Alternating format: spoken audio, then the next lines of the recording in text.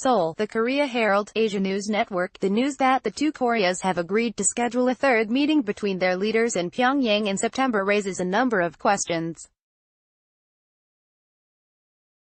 The first is why the two sides have not yet announced dates for the meeting.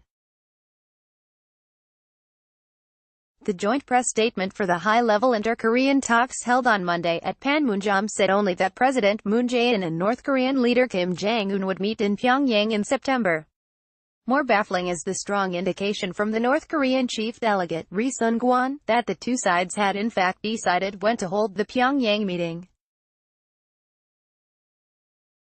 He even told reporters that the dates were all set and that an announcement was being withheld only to keep reporters in suspense. This ran contrary to expectations that the two sides would easily agree on dates and promptly announce them. On Sunday, a Chung Hwa-dae spokesman hinted that there had been some communication between the two sides, saying he expected Monday's talks to result in agreement on the dates of the planned summit, the venue, and even the size of the southern delegation. He said there were grounds for anticipating those things.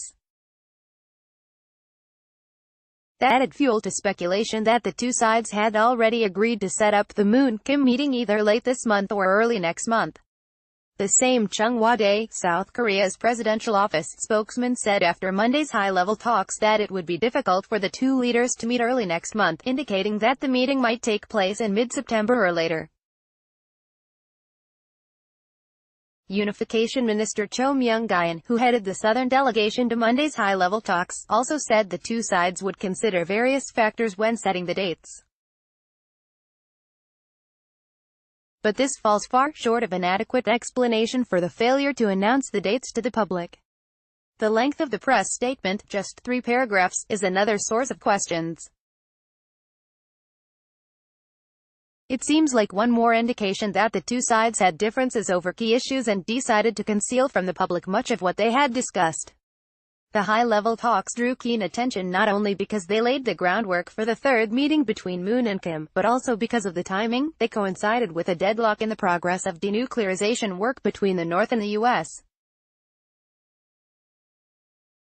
The joint statement was disappointing in that the two sides mentioned only the planned summit and the implementation of the Panmunjom Declaration, which Moon and Kim signed after their first summit in April.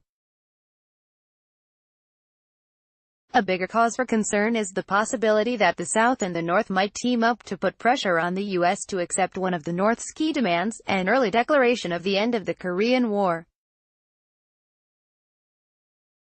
On the day of the high-level inter-Korean talks, the North state media repeated Pyongyang's demand that the U.S. and South Korea stop sanctions against the North, that they stop pressuring the North, and that they agree to declare an end to the 1950-53 Korean War. Moon had already expressed his hopes for such a declaration by the end of this year. As this paper has already stated, it would be good for the concerned parties, the two Koreas, the U.S. and possibly China, to formally end the Korean War and replace the armistice agreement with a permanent peace regime. What should not be forgotten is that there is a non-negotiable precondition for any such process, the complete denuclearization of the North. It is against this backdrop that the Pyongyang summit is set to unfold. Plans for the summit should not provide a chance for Kim to enlist Moon's help in pushing for an end to the Korean War in the absence of any tangible progress in the denuclearization talks between the U.S. and the North. The lack of progress on denuclearization is also a call for Moon to pay closer attention to the denuclearization efforts, and to make sure that inter-Korean reconciliation and cooperation programs do not breach the UN-led sanctions against the North. Korea Herald is a member of the Straits Times media partner Asia News Network, an alliance of 23 news media entities.